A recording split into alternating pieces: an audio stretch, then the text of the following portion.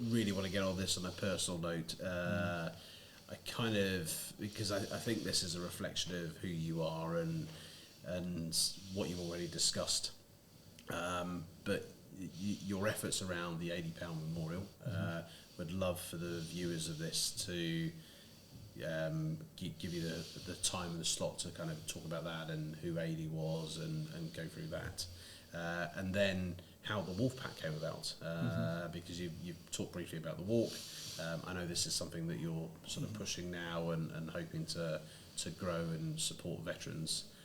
But yeah, let's start with Adi Powell, shall we? Yeah, so as I mentioned, when I first got to the regiment, there was this left winger, and A fast he was incredible. And if it was a different, sometimes when I look around stuff, it's around timing, isn't it? If he'd have been 10 years later, he would have been professional down at Gloucester. He'd have played for England. I mean, he was, just different level. And so the first time I saw him was in the Adi Powell. It was in the 7-Power RHA versus Troops Hereford Cup final, 1992 in Aldershot. Scored 2 tries. So that was it. 7-Power beat the SAS, and then I did a few exercises with Adi because we were quite close with P Troop at the time, and then disappeared off. He went on to do 148 stuff, special OPs, and then went to the SAS and passed with Brad Tinnion. They sort of followed each other. Brad was also in 7-Power. I think he was OPs, and they went to 148 together and then to the SAS together. And I got in 2000, after I managed to get it back to play in the Army-Navy game. I don't even know how I got the invitation, but I got invited to go down to the SAS camp to play in it was the Paddy Mayne Cup. Sorry, not the Paddy Mayne Cup, it was the Ginge Collins Cup. That preceded the Paddy Mayne Cup, sorry. And it was the very first one. Of course, Adi was playing in it. And so I was there, as I said, blagged my way on camp, and then suddenly caught up with Adi and spent the night on the beers with him. And so that was June, it was mid-June 2000.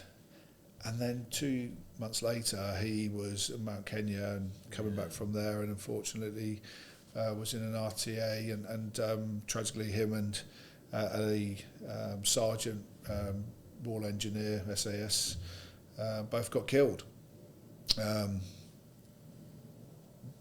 Even sort of to compound that, Brad was his coffin bearer. John Denwood and a few of the other guys obviously knew him all from the regiment. They went down and helped. You had the regiment and 148 guys, right? Yeah, that's it. Yeah. So Brad was Adi's coffin bearer, and a few of the lads from the regiment were there, and a few of the guys at Hereford were ex-7-Power as well. And really emotional time for the regiment, and obviously my connection with him was through the rugby. And then they had the Operation Sierra Leone, and Brad got killed on that. So it was such a whammy for all the lads in the regiment, who, these were brilliant guys, absolutely phenomenal fellas, and there was a lot of love for them. So to lose 2 guys in very quick succession, was tough. And obviously Adi, he loved his rugby. Being a Welsh guy, Cardiff boy, obviously played with him, played against him. It seemed like a natural thing, so I got together with John Denwood and a few of the other guys, and managed to blag some sponsorship, and we started in Aldershot. We did a couple of games there. Lee Woodhouse turned up in his helicopter with a few of the lads, as you do, to play the game of rugby. So we did a few of them, did a few down at the Stoop, where Harlequins play.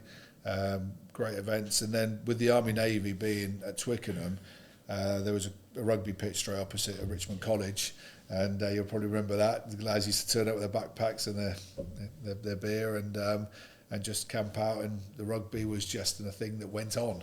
But it was around Adi Powell. His family would come down, and all the regiments would join up. 7-Power, 2-9, and the SAS guys would all join up just to celebrate Adi's life and spend some great time together.